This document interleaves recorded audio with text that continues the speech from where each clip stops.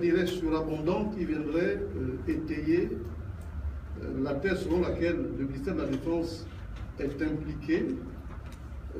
Oui, mais je ne voudrais pas là-dessus devancer l'action du front.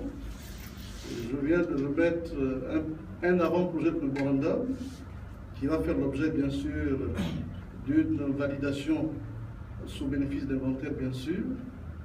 Mais vous prenez déjà pour dire que le front a décidé d'engager une action pour obtenir une enquête indépendante placée sous les auspices des Nations Unies.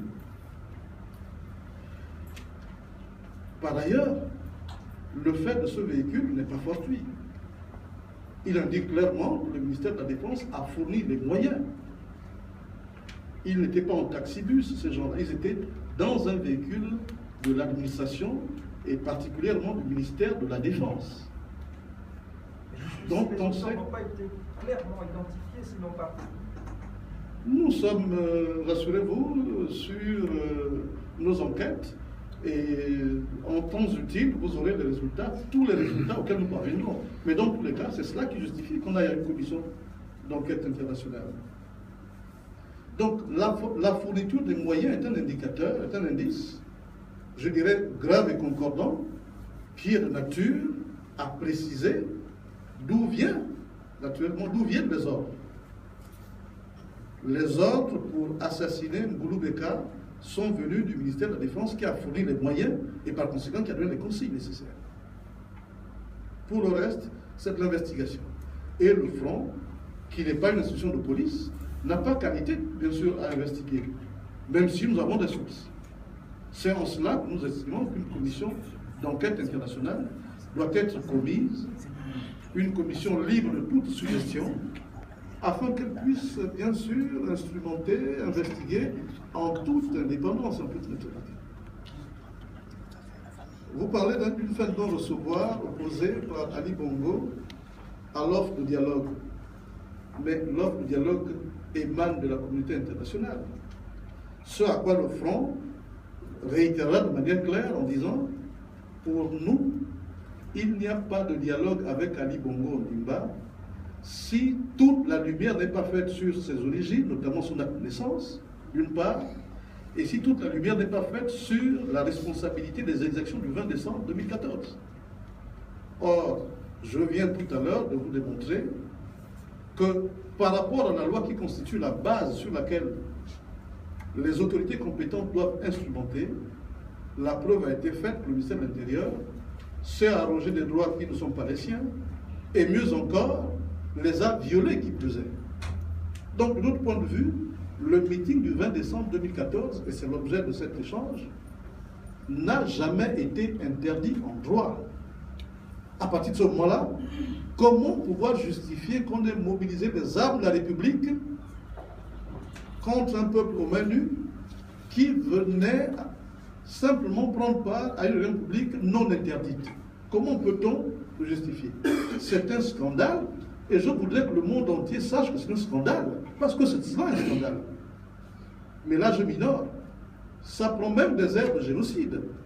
Parce qu'on se rend compte, messieurs, oui, pas moins que ça, qu'un groupe de personnes identifiées en raison de ces engagements politiques, le front, un groupe de personnes est ostracisé. Nous n'avons pas le droit d'accéder aux médias de service public. Nous n'avons plus droit aux réunions, alors nous allons en appeler. Et comme nous voyons le système de traitement qui va nous être réservé, nous avons toutes les raisons légitimes de craindre pour nos vies. Nous avons toutes les raisons légitimes de craindre pour la vie de nos adhérents, et qui sont nombreux.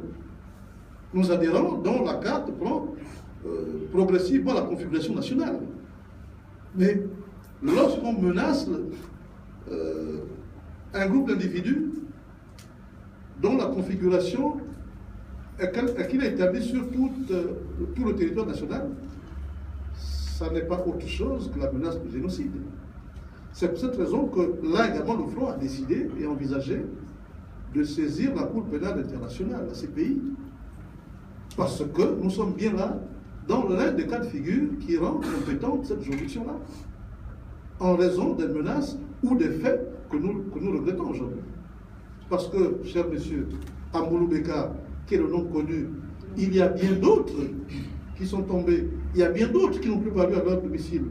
Mais le danger est plus grave que l'on semble le ramener. Et il est bon, effectivement, que nous en prenions à la fois conscience et que nous, à titre préventif, nous puissions engager les procédures qui s'y est. Et là-dessus, je ne vous le fais pas dire, le rôle de la presse est déterminant. Il est même essentiel. Donc nous comptons sur lui pour relayer cela, parce que c'est cela la vérité.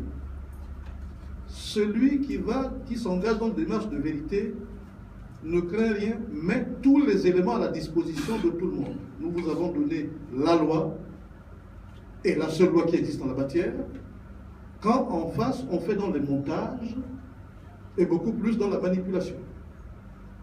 Donc c'est en cela que je dis, au nom des membres du Front, que nous sommes prêts à l'épreuve de vérité.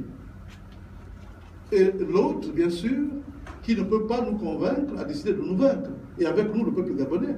Ce à quoi nous disons, nous sommes prêts à ce combat aussi. Oui, monsieur.